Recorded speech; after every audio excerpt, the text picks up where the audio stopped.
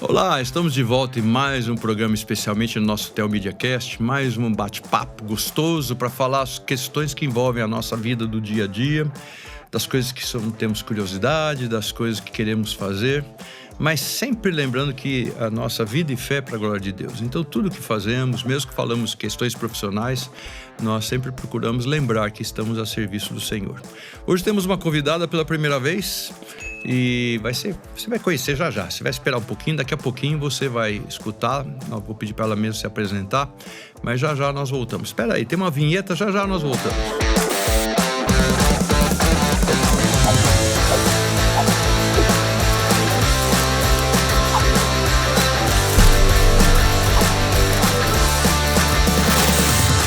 Então, como eu falei, estamos de volta com um convidado especial, mas hoje eu estou de volta aqui com o Pablo, reverendo Pablo. Faz tempo, hein? Então, por diversos motivos, que bom que você está aqui com a gente. Tô feliz por voltar. Legal, muito bom aqui, Graças o meu co-host. Isso chique. Então, e hoje nós temos uma convidada especial. Você não vai fazer uma pergunta porque eu já fiz para ela. O nome dela é Josane Koenig Pimenta. E como tem um Pimenta famoso na hora da música, na parte evangélica, Sérgio, que tem músicas maravilhosas, gostosas para os nossos ouvidos em todo lugar, ela chegou aqui, eu falei assim, uma pergunta que quer calar. Você é parente do Sérgio? Ela falou, não sou. Tá, mas enfim, mas ela milita na área da música, a música evangélica, mas a música profissional também, música lírica e tal. Então, legal você escutar por curiosidade, e quem sabe é uma coisa que eu gostaria de trabalhar em cima disso na sua vida. Então, Josane, fale um pouquinho mais de você, porque eu tenho aqui uma colinha na minha mão, mas não vou ficar lendo, né? Aproveitar a tua presença com a gente aqui. Bom, um prazer estar aqui, uma alegria. É sempre bom voltar ao Brasil. Eu moro nos Estados Unidos atualmente, já faz 6 anos que eu saí do Brasil. Então, voltar e falar sobre as minhas coisas e sobre as minhas raízes é sempre muito, muito bom. Então, na minha vida, eu sempre tive... a minha vida sempre foi dentro da música, desde criança. Então, os meus avós, por parte da minha mãe, como vocês estão vendo, eu sou descendente de alemães, sou do Sul, sou de Joinville. Agora sim tudo faz sentido. Esse aqui é do Zimbábue. Então, a família da minha mãe ainda tem uma bandinha, essa de Oktoberfest, né? De Blumenau. Alguém que toca aqueles gaita, assim, enfim, o meu avô, os meus tios todos, primos, tocam. Legal, então, a parte da família da minha mãe, sempre muita música em casa. E a parte da família do meu pai também. E meu pai tocava acordeon, nós éramos... Eu era luterana, eles ainda são, no Sul, a igreja luterana, uma igreja muito forte, né? Dominante, E a luterana alemã, né? E com isso você foi criado em escola dominical também. Também tem escola dominical. Também tem escola dominical. Aquelas criancinhas que ficam cantando lá na frente. Tudo, eu tava lá. Tá bom, isso aí. Entendi. Então, eu lembro que o pastor, eu era muito pequena, o pastor na época falou pro meu pai assim, olha, a gente tá precisando de um organista. Meu pai já tocava acordeon, ele falou, tá bom, eu vou estudar órgão. Então, assim, foi interessante, porque desde pequena eu tinha essa coisa da música como um servir dentro da igreja, né? Como um ministério. E aí, nós todos, né? Todos os nossos os filhos dele, né? Eu e meus irmãos e meus primos, desde criança a gente começou a estudar música na escola, que na época era a escola da prefeitura de Joinville. Então... eu comecei a estudar com 6, 7 anos. Então, a música sempre fez parte da minha vida, tanto dentro da igreja, como fora da igreja, nessa escola. E dentro da igreja foi interessante, porque esse mesmo pastor que pediu para o meu pai tocar órgão, o nome dele é Günther Böbel, bem alemão. Isso, a filha dele... tocava flauta transversa. Aí meu pai, você vai tocar flauta transversa para fazer duetos com a filha do pastor. Beleza, fui eu lá, né? Mas você gostava? Isso estava assim? Ou era meio sacrifício? Não. A música, assim, para mim não interessava o que eu estava fazendo em música. Se era tocar flauta, se era cantar, se era reger, qualquer coisa. Eu estava na música, eu estava feliz. E eu acho que até hoje eu tenho isso. O importante é o fazer musical. Se eu estou regendo, se eu estou cantando, se eu estou tocando flauta... Tudo bem. Ok, isso é só um detalhe. Tá bom. Né? Então, eu comecei a estudar flauta. Flauta foi meu instrumento. Foi um instrumento, assim, que eu desenvolvi enquanto eu... Enfim, criança, adolescente, depois na faculdade também. Então, isso foi uma coisa muito importante. Depois, entrou um outro pastor chamado Valmor Weingärtner. Também super alemão. Os primeiros nomes ainda é mais fácil. Quando chegar o sobrenome, é um problema. E ele... eu acho que eu tinha, sei lá, uns 11 anos, 10, 11 anos. E eu tocava muito bem flauta doce também. Ele falou, Josiane, eu quero que você monte... um conjunto de flautas aqui. Nossa. Então, eu comecei a dar aula de flauta, assim, com 10 anos, para os meus... 10, 11 anos. Pros meus amigos, assim. Então, né, as crianças tinham a minha idade. Eu já mandei ver, né? E assim, era rígida também, né? Tem que chegar na hora e tem que tocar. E então, eu comecei a colocar esse conjunto de flautas junto com o coro que meu pai estava regendo. E aí, nós tínhamos também um grupo de louvor. Também foi uma pessoa muito, muito importante na minha vida, a Mineia. Também o nome... já é um nome bastante diferente. E eu lembro que nessa época a gente começou a cantar músicas dos Vencedores por Cristo. Então aí entrou... Quem sabe algum do Sérgio Pimenta? Talvez. Quem sabe alguma era do Sérgio Pimenta? Eu acho Você nem sabia que ia casar com Pimenta. Nem sabia, não sabia de nada. E, enfim, aquilo foi muito importante. Eu lembro de uma coisa que me impactou muito. Meu pai, mesmo vindo de uma família muito humilde, ele estudou só até a 4ª série do primário, ele sempre foi uma pessoa muito iluminada e muito inteligente. Então, ele, enfim, promoveu o estudo de artes, né, na minha casa. E a gente ia também assistir concertos. Quer dizer que vocês tinham muita cultura. Mesmo que não tivesse formação acadêmica, mas cultura, seu pai sempre foi muito bom. Dentro e fora da igreja tinha todo esse ambiente proporcionando, estimulando. E assim, ele... É interessante você falar na cultura, porque era a arte, né? Então, desde criança, a gente começou a estudar. Tinha uma tendência do meu irmão mais velho de desenhar. Ele desenhava muito bem, então ele já foi para a escolinha também de artes plásticas e virou arquiteto. Né? Porque tem pais que não incentivam. Então ele virou arquiteto, né? Hoje em dia trabalha com isso. E aí depois nós estudávamos numa escola da prefeitura de Joinville e depois nós fomos para uma escola particular. Então assim, meu pai tinha essa visão de educação, de arte, né, cultura e também educação. Então, aí a gente foi para uma escola que era a melhor escola de Joinville na época, né? Certo. E ele levava a gente para assistir concertos, orquestras.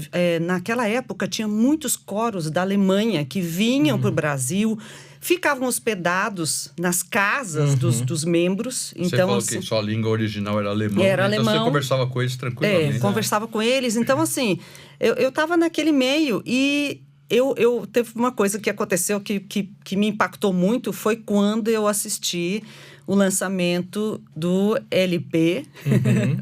Tem gente... Você que não sabe o que é LP, é um negócio redondo, assim, com furo no meio. Exato. Explica bem. Exato. Tanto amor, Vencedores por Cristo. Sim. Então, quando eles chegaram em Joinville, eu vi aquilo e falei, gente, isso é perfeito. Eu queria estar lá, né? Eu queria estar lá. Então, eu lembro que toda vez que saía um LP dos Vencedores, eu ia naquela loja em Joinville que tinha os álbuns e aquilo fez parte da minha adolescência. E, enfim, aí os anos se passaram. Quando eu prestei o vestibular, eu tinha certeza de que eu queria fazer música. Então, eu saí de Joinville e fui fazer Unicamp. Tá. E fiz regência, que assim, era uma das grandes paixões que eu tenho, né? E fiz regência lá e também fiz o curso de flauta transversa. Quem gosta de música, assim, quando você vai para a faculdade, 3 áreas, né? Regência, composição e o instrumento mesmo, né? Assim, Claro que tem outras coisas, mas basicamente isso. Mas então você já regia coros e porque tal. como meu pai era regente, então eu tava lá junto também. Envolvida. Tava envolvida. Sem formação, né? E tava lá, coisa, né? trabalhando na igreja. E assim, foi importante que esses pastores davam a abertura, né, pra gente fazer isso. Certo. Então foi um grande aprendizado para mim estar lá e poder viver várias coisas da música. Então, diz que Lutero dava muito incentivo para a música, né? Isso. A igreja luterana, ela cresce. Calvino também, mas mais Lutero, mais conhecido ainda pela parte musical. Força. Então, os pastores luteranos certamente tinham esse Traziam aspecto. Tinham. E eu lembro também que a gente participou no festival, até o coro dessa igreja, né? Cristo Bom Pastor. Foi classificada, enfim, aí nós gravamos também um LP e a música era minha. Aí eu o que é um LP se você não conhece? Dá uma pesquisada. Então lá foi a minha primeira composição, e aí eu que trabalhei o coro, enfim, eu estava super envolvida, então para mim não tinha dúvida que eu ia continuar fazendo, estudando música, mesmo sabendo de toda a dificuldade, né? E o que isso significa... As implicações, né? Aqui no Brasil. Então, eu prestei Belas Artes do Paraná, na Federal do Paraná, e prestei Unicamp, passei nas duas, eu falei, eu vou para Unicamp, porque a Unicamp tinha uma nota super alta. Referência, né? E eu falei assim, nossa, já vou fazer música, então vou fazer no melhor lugar, né? Sim, claro. Então, enfim, eu estava ali no lugar certo, né? Enfim, consegui desenvolver as minhas habilidades como regente, como cantora. E nessa época eu conheci meu marido. Que você falou que ele também trabalhava na área da música. Isso. Mas uma coisa assim, nós que cremos num Criador, cremos que existe um Deus, né? Tem gente que não acredita. Mas eu vejo que essa facilidade, a gente pode dizer que é dom, né? É um dom que Deus dá pra gente, porque tem gente que tenta tocar alguma coisa, não toca nem caixinha de fósforo, né? E Deus vai colocando nessas coisas. Claro que tem muito suor, como qualquer coisa, tem muito suor, muita dedicação, muito preparo, mas parece que tem uma... Eu, por exemplo, você falou de flauta. É uma das minhas duas frustrações musicais. Eu queria saber tocar flauta doce. Transversa. Nossa, eu aprendi lá. Como todo mundo na escolinha aprende um pouquinho. Mas flauta transversa é uma coisa assim que eu acho lindíssimo.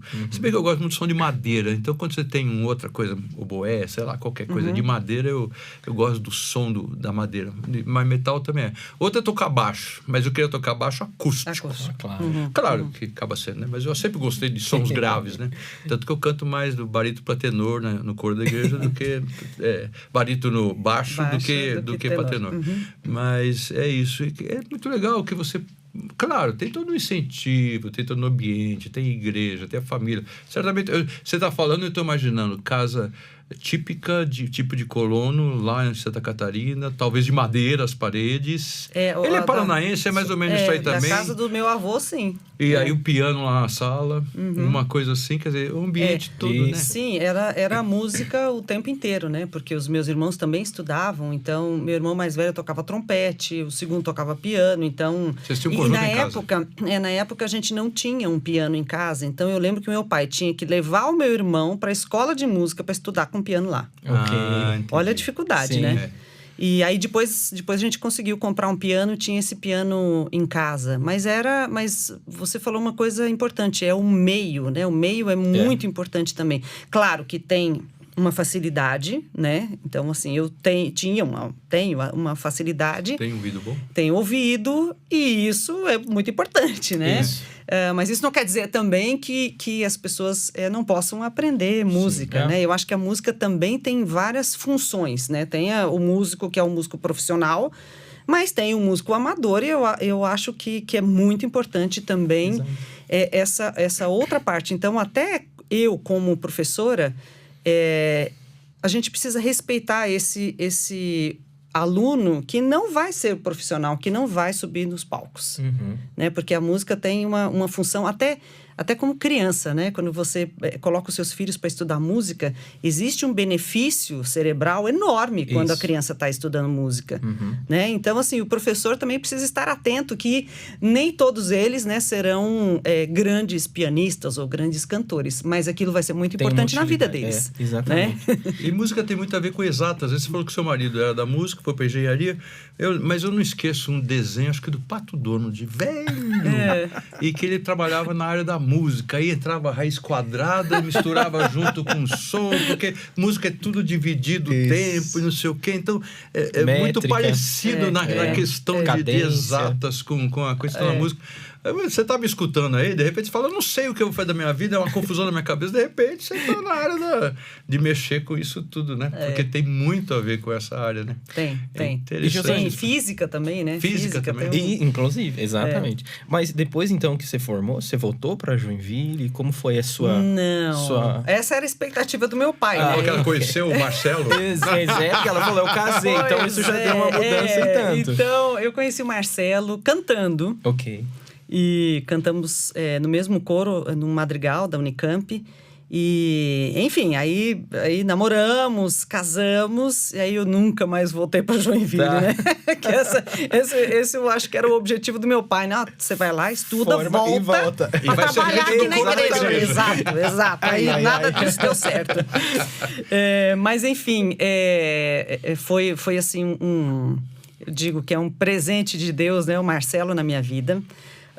Porque ele fez engenharia na Unicamp, né? Trabalha no mundo corporativo, mas ele fez piano até o 3º ano da faculdade. Ele era daquelas pessoas assim que estudavam muito, assim, 6, 7 horas por dia, né?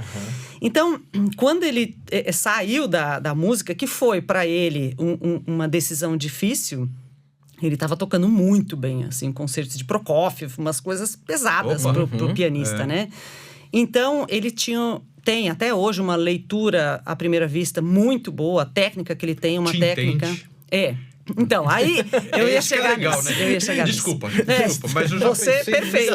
Não, você foi perfeito. Porque eu tenho do meu lado, né? O meu marido entende o que é a vida de músico, o que é quando você precisa estudar, quando você precisa ensaiar, quando você fica fora.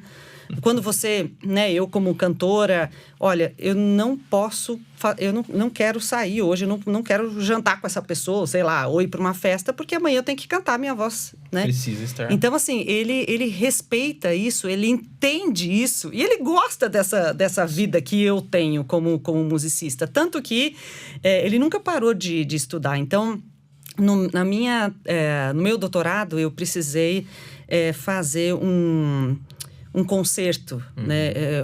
Um recital palestra. Foi a primeira parte do doutorado antes da defesa. E quem me acompanhou foi ele. Olha só. Então, assim, eu cantei 18 canções do Camargo Guarnieri e ele foi meu pianista. Então, dentro de casa, nós continuamos aquela coisa que eu tinha vivido lá com os meus avós e com os meus pais. Não perdeu. Com os meus filhos. Porque... para fazer um repertório desse, né? E eu, enfim, você fazer uma defesa de doutorado é uma coisa pesada. Eu lembro que nos 40 dias antes da minha defesa, eu cantava o repertório todos os dias, com ele. Né? Então, assim, é uma parceria, né? Uma parceria no casamento, mas é uma parceria na música, né? Isso. Então, não é sempre que ele consegue me acompanhar, mas quando ele consegue, aí é muito bom, porque a gente também, claro, são anos de casamento, né? De relacionamento. A gente fez 25 anos de casados no ano passado. Beleza. Então, a gente já se conhece, até musicalmente. Então, ele sabe quando... Afinados em tudo, então. Eu preciso de um pouco mais de tempo para respirar, ou eu fiz uma frase um pouco mais longa, um pouco mais curta, enfim, coisas acontecem, né? Claro. Quando a gente está performando, exato.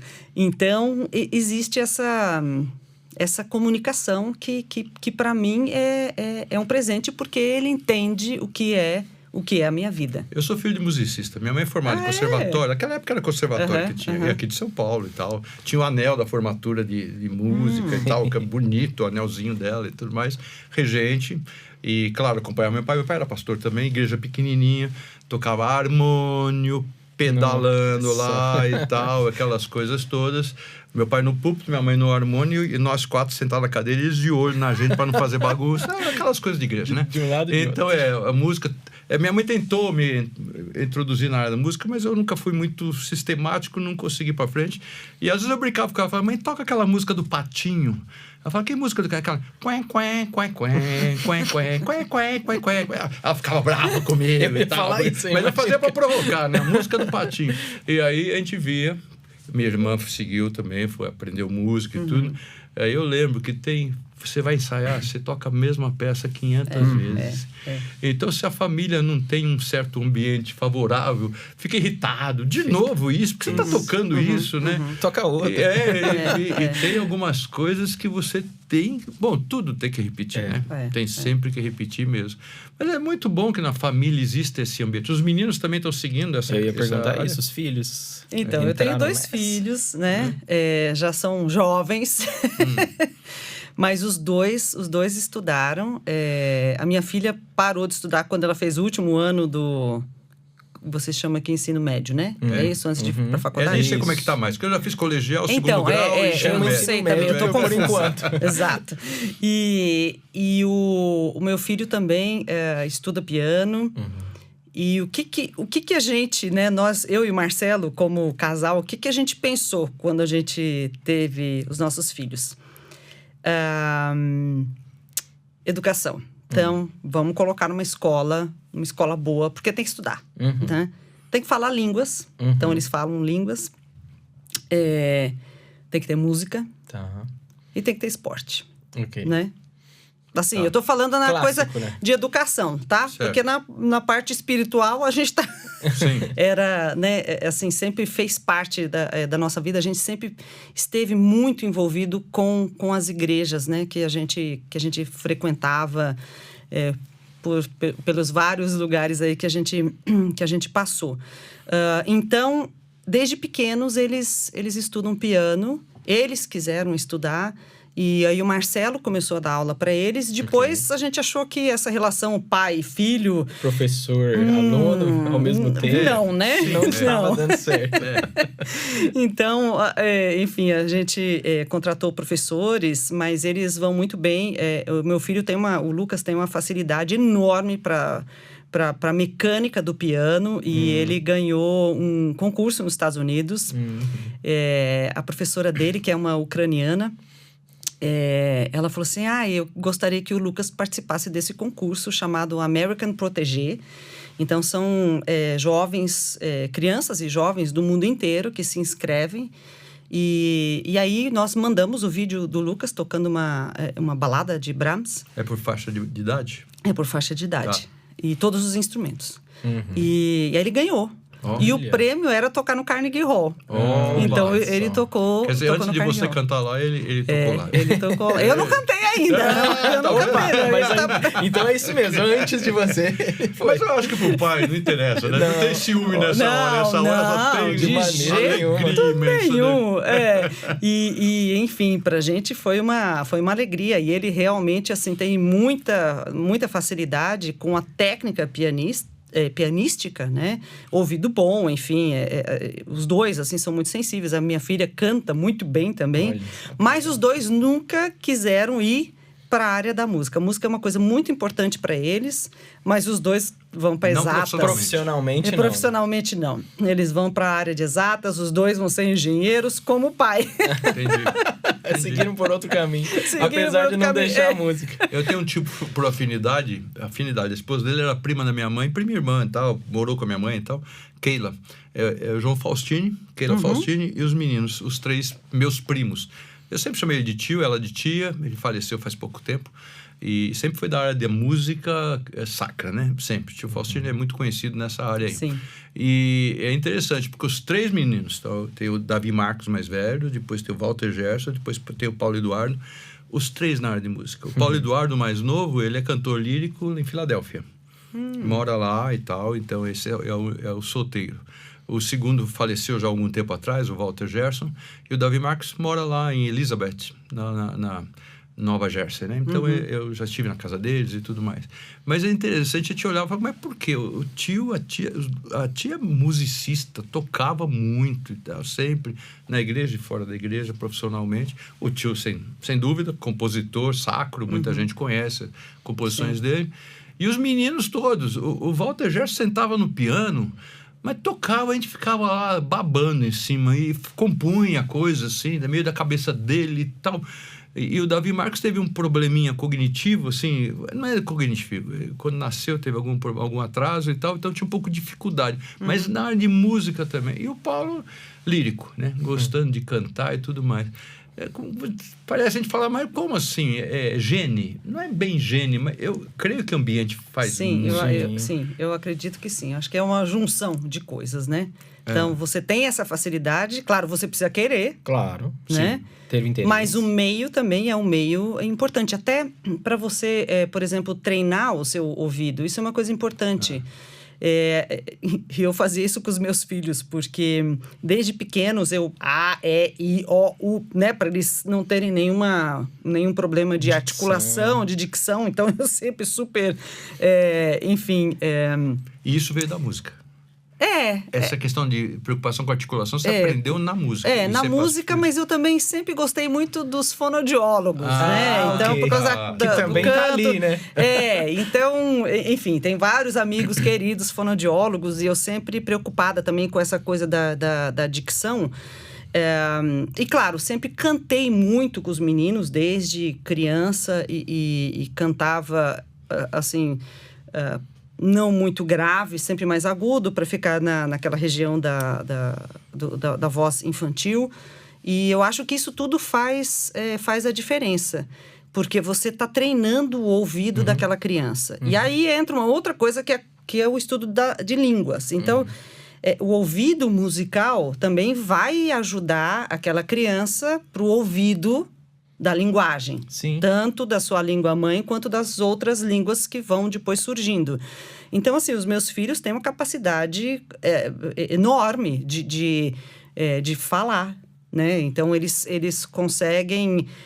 enfim, eles são brasileiros, os dois são brasileiros, mas eles sempre estudaram em escola alemã, então eles... falam alemão sem sotaque, as pessoas acham que eles são alemães. Olha só. E, morando nos Estados Unidos, eles têm o inglês. Né? Claro. Então, isso também, essa coisa da língua, né? Acho que existem duas coisas, né?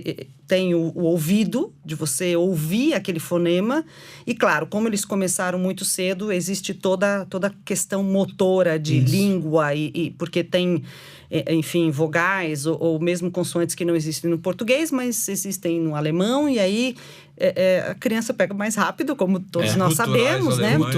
Exatamente. Tremendo, né? Então, assim, eles têm essa facilidade. Eu acho que tá tudo ali junto, né? Tudo que você estimula aquela criança e ela vai. Então... E agora puxando para outra, voltando à questão da tua vida profissional, agora nos Estados Unidos, como tem sido a tua atuação nessa área? Eu vi que você falou que você já pôde ajudar algumas coisas lá, muito específicas, inclusive, do português. Então, se pudesse falar um pouquinho mais, como está a tua vida musicalmente lá fora? Olha, a primeira vez que eu cantei música brasileira, canção brasileira, assim, canto e piano, fora do Brasil, eu fiquei, assim... muito impactada, porque para mim foi muito importante aquilo. Então, parecia que eu me tornei mais brasileira depois daquele... Reforçou daquele momento, porque eu estava ali como uma cantora, cantando músicas do meu país em português, e eu sou brasileira. Isso. Então, a partir daquele momento, eu hoje em dia, a minha vida, eu vejo claramente que eu tenho esse dever também de divulgar a música brasileira e divulgar o português brasileiro cantado. Porque se a gente pensar nas línguas do canto lírico, então a gente tem alemão, a gente tem italiano, francês, inglês, espanhol, russo... todos os cantores cantam nessas línguas, mas o português nunca entrou no mesmo peso. Então, quando a gente ouve uma gravação de um cantor estrangeiro, ele vem com muitos problemas de de dicção, de articulação, acento, de pronúncia, né? Isso. Então, eu no meu doutorado, eu trabalhei com isso, com transcrição fonética de canções do Camargo Guarnieri, e eu acho que essa é uma das tarefas, né, que eu preciso fazer. E no ano passado aconteceu uma coisa muito especial, porque depois que eu mudei para os Estados Unidos, eu comecei a cantar não só essas músicas em alemão, francês, inglês, né, que a gente tem que fazer no repertório, mas eu comecei a colocar o meu repertório de música brasileira nesses concertos. Mas assim, na área acadêmica, ou você estava dentro de um coro lá? Não, como solista. Como solista. Como solista. Tá. E aí, no ano passado, a Juilliard, que é uma escola de música famosíssima, me chamou para trabalhar com uma aluna que ia cantar a Baquiana Brasileira número 5 do Villa-Lobos. Tá. Que, assim, é a peça de música erudita mais famosa que a gente tem. Essa Baquiana, ela foi gravada várias vezes. Então, eu trabalhei lá durante 2 meses com essa aluna, né, que ela é cubano-americana, então fala inglês, fala espanhol. E eu fiz a transcrição fonética de todo o texto das duas partes, né? Aquele Gzinho ao contrário, exato, só que virado isso, lá, que você adoro vê nos dicionários. Adoro. Exato. As aspas, não sei, então. E aí fiz toda a transcrição fonética e comecei a trabalhar com ela essa questão, né, da articulação e da dicção. E tentar achar meios, né, e formas para que ela entendesse as nuances do português, né? Tem coisas que... Porque o espanhol, apesar de parecido, não é a mesma tipo de acentuação e ênfase. Não, e até esses nasais que a gente tem, né? Esses ditongos, esses oin, in, ão. Né? As pessoas têm muita dificuldade para Eu tive num congresso com pastores latino-americanos e você entende tudo que os espanhóis falam e você fala, eles não entendem nada do que você fala. Tanto que quando... a gente fala com um falante do espanhol, é importante que a gente articule muito bem para que a pessoa entenda, né? Agora, se a gente começar a falar muito rápido assim, aí fica uma coisa meio nasal, ninguém entende nada. Então, a gente fala com a gente. Isso é. Então, mas foi um trabalho muito gratificante para mim, porque eu estava trabalhando a música que é minha, brasileira, claro, né? Villa-Lobos. E o resultado foi muito bom. Foi assim, sensacional. Dá um artigo acadêmico, não dá? Dá um artigo. Foi sensacional o resultado que ela teve. Eles fizeram num concerto dentro da Juilliard, né, a obra com os violoncelos. E os violoncelos, tinha vindo um cellista, um solista super renomado, né, dos Estados Unidos, trabalhou os violoncelos, e eu fiz essa parte não só da articulação, mas também de interpretação da música brasileira. Certo. Então, assim, aquilo para mim foi um presente. Com certeza. E aí o diretor lá da área vocal, ele falou assim, nossa, como é bom saber que você está aqui perto, né? Porque se a gente precisar de alguma outra coisa de canção brasileira ou de ópera em português, a gente sabe que você está aqui. É pena que eles não conhecem tanto, né? Da nossa música, quero dizer assim.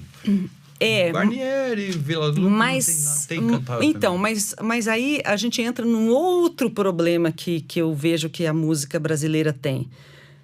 Eu recebi, enquanto eu ainda morava aqui no Brasil, uma aluna que eu tinha tido num festival em Barcelona. Ela é americana. E aí ela veio até o Brasil, ela ia passar um tempo aqui. Enfim, ela foi até a minha casa e ela falou assim, Josane, amanhã eu queria ir para uma loja e comprar partitura. Onde é que eu compro partitura de música brasileira? Você não compra. Não. Eu falei, você não está entendendo, você não compra. Como assim? Porque as coisas que a gente tem, elas não são editadas, né? A gente não consegue comprar em livro. Então, é xerox do xerox. Isso. E muita coisa vem em manuscrito ainda. Então, assim, a gente precisa primeiro organizar essa questão das partituras, né? para a pessoa ter acesso à partitura. Porque, mesmo no meu trabalho do doutorado, metade das canções que eu trabalhei estavam ainda em manuscrito do Guarnieri. Você chegou a conhecer a Casa Manon aqui em São Paulo? Conheci. E eram duas, a Manon e eu esqueci o nome da outra, que tinha muita coisa. A própria Record Brasil, né? Tinha muita coisa. Fechou. Mas, enfim, eu recebi aquelas partituras manuscritas, já xerox, que é difícil de ler. Então, assim, numa linguagem do Guarnieri, né, nesse caso, que é uma linguagem difícil, piano, enfim, o músico não vai estudar aquilo. É difícil de ler, ainda mais essa geração, né, que a gente tem hoje, que é tudo muito rápido. Isso. Então, eu precisei fazer a edição de todas as partituras. Carlos Gomes também, outros Carlos também, Gomes não? já tem... Eu não sei as óperas, se todas elas já estão editadas, mas as canções, sim, porque foi a Nisa Tanque, uma grande soprano de Campinas, fez o trabalho dela, então acredito que as canções todas já têm. Mas vários compositores não têm ainda, né, tudo isso editado. Então, quando eu fiz o meu doutorado, eu precisei editar, porque eu ia usar muitos exemplos, né? Então, fiz todas as partituras. E a ideia agora é disponibilizar essas partituras para que o público, não só brasileiro, mas que o público internacional, né? Os estrangeiros, tenham acesso a uma partitura decente. Porque senão não vai fazer, né? Não vai fazer. Então, como a música popular chega, né? E muita gente, nos Estados Unidos, a música popular brasileira é super bem vista. É quase jazz lá. Exato. Não estou falando de sambão e tal, estou falando de MPB, assim, de bossa nova, né? E eles adoram. Então, tem muito americano que canta em português. Mas, assim, aí tem acesso... aí tem acesso à partitura, é um pouquinho diferente. Mas na música erudita, a gente tem ainda um caminho aí para seguir, para facilitar, né? Para facilitar e divulgar. Que pena que o Frank Sinatra não tá vivo. Senão você podia ensinar ele a cantar junto com o Tom, né? Podia até dar uma mãozinha para ele, não podia? Olha, eu ia amar. Seria com certeza um sonho. Eu ia adorar fazer isso, porque é muito legal. E assim, essa coisa... Às vezes, morando aqui no Brasil, a gente não tem consciência disso. Mas assim, o português é uma língua muito bonita. Isso. E musical também, muito bonita. Musical, eu acho. Eu acho que cantar em português, assim, soa bem. E... o alemão não deve ser tão assim fácil, né? Bom, pra mim eu ia falar isso agora. Depende. Mas tem... Porque o italiano, assim, é típico. O italiano, assim, música, você pensa, não, o italiano é tudo aberto. Vivível, né? Só falta... O problema é a mão, né? O problema é a mão. Que tem toda uma performance, exatamente. Não, tem pra cá, tem pra cá, tem pra cá. Cada lugar tem um lugar diferente pra ele. Exatamente. Mas então, o que você... Alguém tá escutando, a gente fala, gosto de música, mas eu não sei, será que vale a pena? É desafiador, né? Porque às vezes a gente pode pensar, olha lá, discriminado, uma coisa bem discriminatória. Música é para quem não quer estudar, é facinho, você chega lá, pega uma flauta doce, faz um curso de música só para ter uma faculdade. Não é porque a gente fala que na música também a gente vê o esporte, né? É uma dedicação. A música também é dedicação. Quem é pianista, o cara toca piano todos os dias. Né? Então, é tudo muscular. Né? Quem faz instrumento de sopro, enfim, você tem que trabalhar a sua musculatura. Quem canta precisa trabalhar, né? Laringe, prega vocal, enfim... Então não é Você fácil. escutou prega vocal. O pessoal fala corda vocal, mas é prega vocal, tá? Então continua. Mas só pra quem que tá escutando, fala, quem que é prega vocal? É o que eles chamam de fala corda de corda, vocal. mas não tem o popular corda vocal. Não tem cordinha aqui. Não, não tem corda. São pregas Tá vocais. São músculos, né? Dois músculos. Mas, enfim, é muita dedicação. Se você legal, um músico, né, de alta performance, você está sempre estudando. Mas assim, animador, é incentivador. Você se sente bem com isso, né? É uma coisa que completa, né? Sim, sim. Satisfatório, né? Sim. Mas assim, eu acho que tem as suas dificuldades, como todas as outras profissões, né? Tá. Mas é muita dedicação. Você tá lá, o músico de orquestra, você tá lá, enfim, precisa tocar alguma coisa, você vai no ensaio e aí você chega em casa, né? Às vezes você tem que passar alguma coisa lá que é... Deixa eu começar a migrar um pouquinho Exatamente. pro outro lado, assim. Eu escutei para ver você e tal, mandam assim currículo, tal, fulana, tal, Josane, vou ver aqui. Aí vi você cantando a música da Martha Kerr. Maravilhosa. Quero começar a mudar um pouquinho, assim, mas para ir levando pro outro lado. Tá. Então, se você nunca viu no YouTube, você coloca a Josane Pimenta lá e... como é que é o nome da música? Eu sei a música, Consagração. mas não... É Consagração. Consagração. Coisa lindíssima. Eu escutei, achei uma coisa maravilhosa.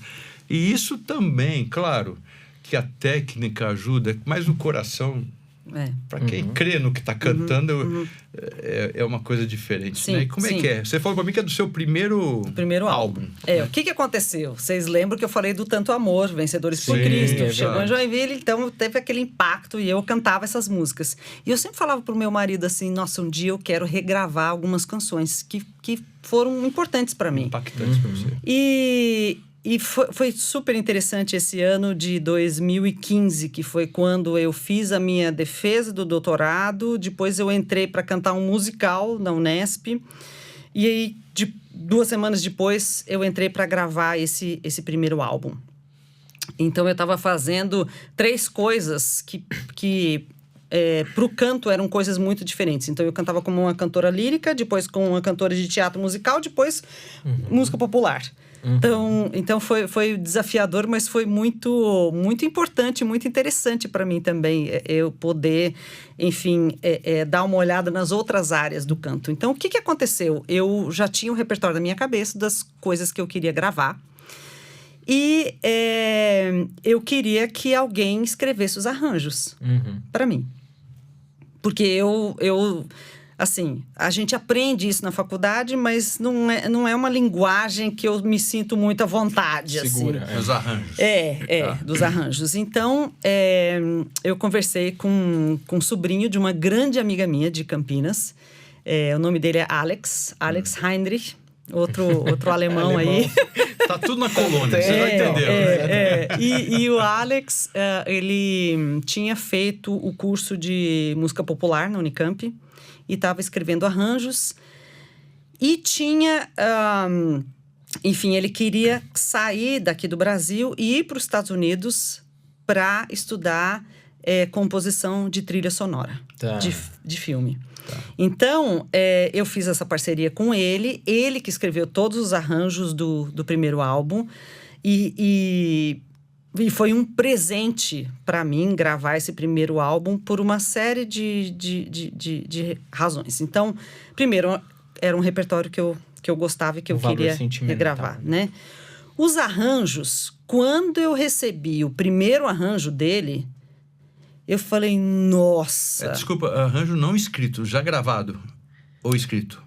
A partitura. A partitura, mas quando ele mandou para mim, como é que foi o nosso processo, né? Eu mandava a música, a gente escolhia a tonalidade, mais agudo, mais grave, como ia ficar bem na minha voz, e ele fazia o arranjo. Quando ele mandou para mim, ele já mandou o arranjo em instrumentos MIDI, né? MIDI. Computador, né? Tá.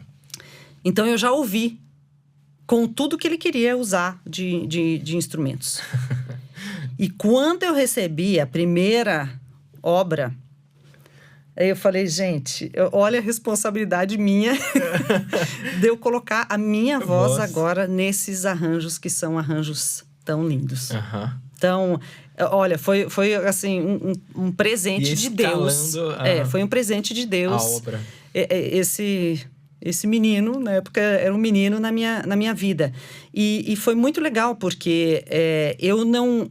Apesar de fazer música na igreja e estava sempre cantando no louvor, eu não era uma cantora como outras pessoas, né? De ter sucesso. Eu não era isso. Eu fazia dentro da minha igreja. Mas o resultado, assim, o feedback das pessoas foi muito legal, porque as pessoas gostaram muito e foi super bem recebido. E aí aconteceu uma coisa interessante. Eu que não conhecia... Os músicos dos Vencedores por Cristo e todos esses compositores, eles pensaram assim, Nossa, mas uma cantora lírica vai gravar vencedores? Como assim? Como assim, né? Aquelas ideias, esse estereótipo, né? Exato. Aí, quando eu fiz o lançamento do álbum, eu fiz em Campinas, na Chácara Primavera. Tá. O Alex era membro da Chácara. Quem estava assistindo? Nelson Bomilcar. Uau, tá bom. Nós já entrevistamos ele aqui. Eu acho que eu pensei assim, ele é ótimo. Aí eu pensei assim, nossa, o Nelson veio aqui pra ver o que eu tô fazendo. Só apontar o dedo pra mim depois. Exato, quero ver com meus próprios olhos. Vamos ouvir o que essa menina tá fazendo. Mas foi muito legal, assim, a presença dele lá. E ele foi um grande incentivador. Ele me levou pra fazer os Sons do Coração, Rádio Transmundial. Enfim, ele começou a me ajudar também a divulgar esse trabalho. E ele levava os meus álbuns nas viagens de missões que ele tem, né? Que ele vai viajando o Brasil inteiro e ele levava lá o meu álbum. Então, assim, Nelson... Divulgando, ajudando bastante. Outro presente. E aí, como eu fiz esse álbum, e o álbum ficou muito, muito bom, assim, muito gostoso de ouvir... eu comecei a conhecer os outros compositores, né? E ter uma amizade com essas pessoas. Então, o Jorge Camargo, depois eu também conheci o Gladir Cabral. Gladir eu conheço bem também. Gladir, assim, é genial, né? Meu O Gladir é genial. Eu gosto muito das canções dele.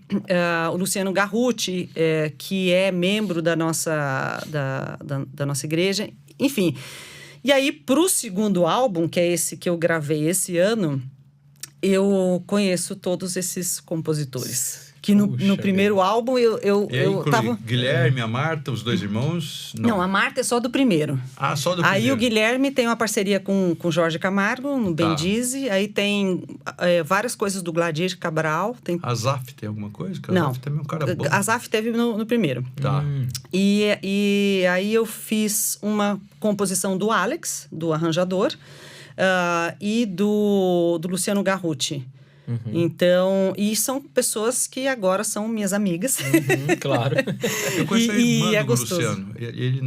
Acho que tem uma irmã dele que faz parte do trabalho musical da nossa denominação, né? Então, e aí veio outro presente, de novo, os arranjos com o Alex, né? E um Alex agora é um compositor de trilha sonora, porque aí, vocês lembram, ele mudou para os Estados Unidos, fez o curso de trilha sonora e começou a escrever para grandes empresas, como ele faz coisas para Disney, ele faz coisas para seriados do Netflix, esses shows dos Estados Unidos lá, reality shows, né? Certo. Então, esse segundo álbum, a gente já vê o Alex agora com toda essa bagagem que ele adquiriu nos Estados Unidos. E a gente também teve a participação de músicos excelentes no álbum. Então, a gente tem o Marcelo, meu marido, fez... das 8 canções, ele gravou 6 no nosso piano. Né? Então, o Alex foi até a nossa casa e gravamos lá. Eu fiz as flautas, gravei as flautas. Felipe Silveira, filho do João, fez piano em 2 das canções. A gente teve André Oliveira na bateria. Rogério Bocato, que é meu vizinho lá nos Estados Unidos, que é um percussionista excelente. E ele era professor da Unicamp, mudou para os Estados Unidos, agora toca com os grandes nomes de jazz. E ele fez a percussão do meu álbum, né? A gente teve uma cellista, Lara, de Campinas, que fez os solos de cello, que tem muita coisa de solo de cello. Beto Correia no acordeon, que é de Piracicaba, se não me engano. E nós gravamos E aí o Alex fez todas as cordas dedilhadas, ukulele, violões, baixo acústico, porque o instrumento dele é baixo acústico. Então foi ele que gravou. E nós tivemos... Algumas dessas canções têm orquestra junto. Ele escreveu para orquestra. Puxa, mas é um presente completo mesmo. Um presente completo. Ficou muito Deus bom. Deus caprichou mesmo para te dar um presente. e uma responsabilidade, né? E, ao porque mesmo assim, tempo, você vê... é um peso. Exato, todas essas canções recebendo esse arranjo com esses intérpretes. Isso. Então é uma responsabilidade e um presente para mim. Privilégio e Muito. uma responsabilidade Então, grande nossa, enfim, só tenho a agradecer, porque é bênção na minha vida. Você que está escutando a gente, nós temos 2 maneiras de você escutar o podcast, né? Tem aí, você baixa o aplicativo e tal, então talvez não tenha tanta informação. Acho que dá para colocar as informações lá, senão a pessoa quer... como é que eu descubro esse álbum? Então vai lá nos Spotify da vida ou qualquer coisa parecida e coloca Josane Pimenta, tá assim mais fácil o nome. Uhum. E aí, como é que é o nome desse segundo álbum? Esse segundo álbum chama-se E Cantarei a Vida. E o primeiro álbum? Que deve estar lá também. O primeiro álbum tá lá também? Chama Josane Pimenta. Então é o teu nome. Então é mais fácil. Mas se você quer escutar alguma coisa, você pode ir qualquer uma desse streaming aí da vida, sei lá, né, as plataformas que tiver, mas pode olhar o Spotify, você pode achar. E porque isso é outra coisa, assim, só um detalhezinho para quem escuta. Dá para viver de música? Complicado, né? Olha, a gente está vivendo um momento complicado pro músico LP, independente. Né? Você vende 1 milhão de LP, ganha uma placa de platino ou de ouro e tal. Hoje em dia não tem mais muito hoje em dia o que você ganha com os streamings é bem pouco, né? E o Brasil não tem essa tradição de comprar álbuns. Nos Estados Unidos, ainda muitos músicos independentes não colocam seus trabalhos nas plataformas, né? Uhum. Eles vendem os álbuns online. Então, você faz o download, né? O álbum todo. Então, assim, você não pode é uma música só. Não, você também. pode. Se você quiser, você compra só uma faixa, né? Entendi. Mas, se você quiser, você compra todo o álbum. E os Estados Unidos têm eles ajudam muito. Então, eles têm várias maneiras que você...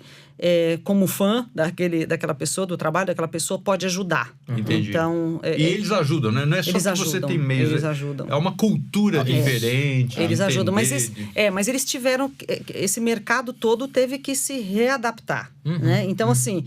Eu não digo que é fácil para um músico americano, né, fazer esses trabalhos hoje em dia. Mas é diferente daqui. Aqui não dá para vender. Assim, como é que você vende um álbum aqui no Brasil? As pessoas não têm essa tradição de comprar. Vai dar um jeito de piratear. Não sei. Não sei se é exatamente piratear, mas assim, ele não tem tantas coisas que você pode ouvir, você não ouve. Não está disponível, você não ouve. E isso pra gente é ruim, né? Para um músico é ruim, porque você faz um trabalho, você quer que a sua música seja conhecida, seja ouvida, né? E dentro da música cristã, esse é o objetivo, né? Então, é você levar a palavra através da música. Então, quanto mais longe você chegar, melhor para você, né? Mais você alcança pessoas com a sua música, né? Então, realmente, o mercado está passando por uma reestruturação, mas o que o músico hoje em dia recebe é uma faixa, assim, muito, muito pequena, né? Então, quando esse programa for ao ar, você já lançou o que você vai fazer lá na Igreja Presbiteriana de Moema, onde você frequentou quando morava aqui em São Paulo, né?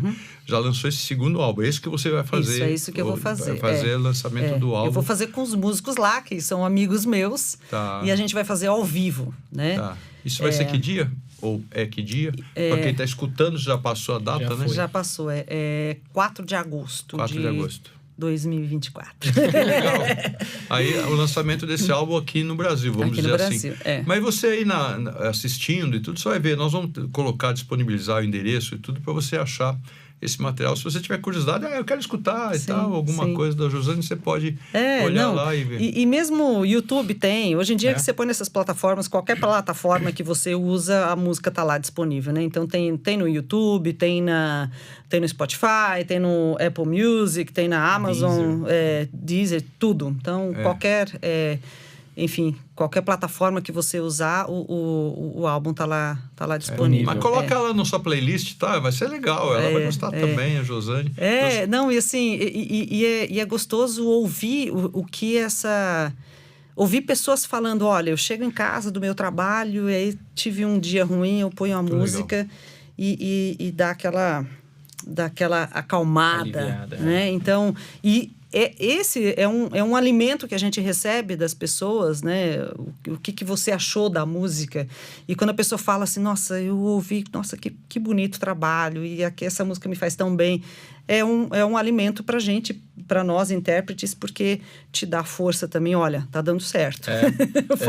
Né? Tá chegando nas pessoas. E no então, nível é isso que a musical gente quer também é fazer. enriquecedor, né? Porque você percebe ali um cuidado, um capricho.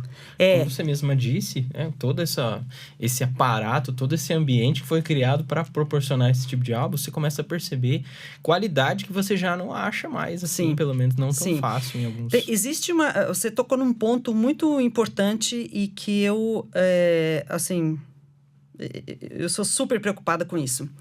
Primeiro, escolha do repertório.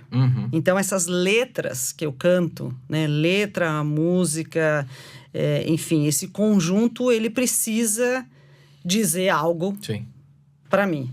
E algo, aqui, nesse tipo de música, algo em que eu acredite. Acredito, né? Eu passo né? Exato. Então, assim, a obra de arte é a primeira coisa. Depois vem o arranjo e aí a interpretação, e depois ela vai pro ouvinte. E aí você tem todo o ciclo, né, da música. E eu e o Alex, a gente dá muito certo. A gente trabalha junto, assim, muito bem. Porque a gente é muito chato. Ele é muito chato. Eu sou muito chata. Então, ele... Perfeccionista. Muito, dois chatos. muito. Isso pode ser um problema. Mas eu acho que não. Acho que não. Por quê? Se vocês ouvirem o álbum com atenção, vocês vão ver que não é uma coisa assim, o violão tá lá tocando. Tipo, não é isso. Tudo ali é pensado. Não tem nada, nenhuma nota que ele põe ou nenhum instrumento que ele coloque que não tem um valor. Então, essa é a primeira coisa importante. Quando a gente foi gravar, também foi sempre um desafio. Como é que eu vou gravar? Que voz que eu vou usar? Então, a música do Alex tem chama-se O Lava Pés. E o Lava Pés, o eu lírico da música é Jesus. E aí, eu estou cantando Jesus. Eu faço a voz de Jesus. E que foi um desafio. Eu falei, é uma responsabilidade. E aí tem uma coisa assim, interessante, porque é uma voz feminina cantando uma voz que é masculina, né? Que voz que a gente vai colocar?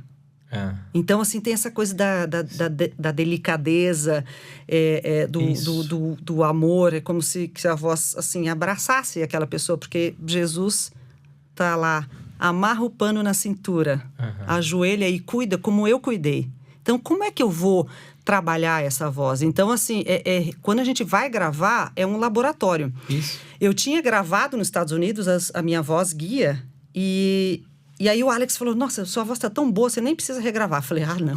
Não vem, não. Eu vou aí. Eu sou chato. Eu vou, exato. Eu vou aí. Ele morava em Campinas na época, eu fui até o estúdio dele, nós gravamos, eu passei uma semana na casa dele, nós gravamos todas as músicas, porque eu queria realmente, com ele, que era o produtor, discutir essas coisas. Que voz que eu vou usar? Porque você pode usar várias vozes, como a gente tem...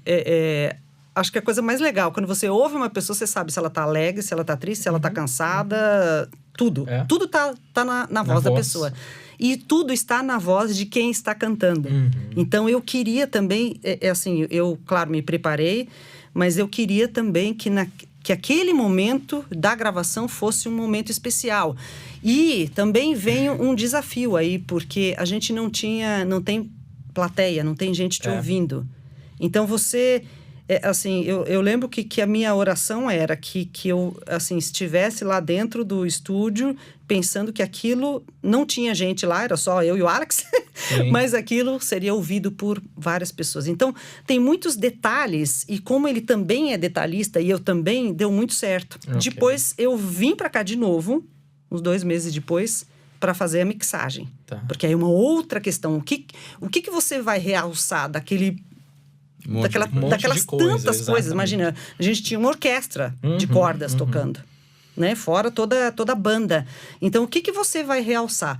E aí, era tão interessante que a gente terminava o dia, assim, 10 horas da noite, estavam os dois já super cansados. E aí, ele falava assim, Jô, vamos bater o martelo, né? Fechou? Fechou. Aí a gente dormia. No outro dia... No dia seguinte, martelo que Jô, não eu bateu tava não. pensando... Não consegui dormir direito pensando naquele... Eu tava pensando, eu acho que a gente pode... Ai, olha, foi assim, foi muito especial, mas dá muito certo, porque como nós dois somos parecidos e a gente... vai, assim, a gente tenta ir à perfeição, Claro. o resultado sonoro depois é gostoso. É uma obra-prima. É legal. Então, foi realmente um presente de Deus na minha vida. Satisfatório, O Alex, né? E todas essas pessoas, porque não é uma coisa só minha, né? É uma coisa de um grupo de pessoas que vê aquela obra de arte e fala assim, não, a gente vai deixar isso aqui...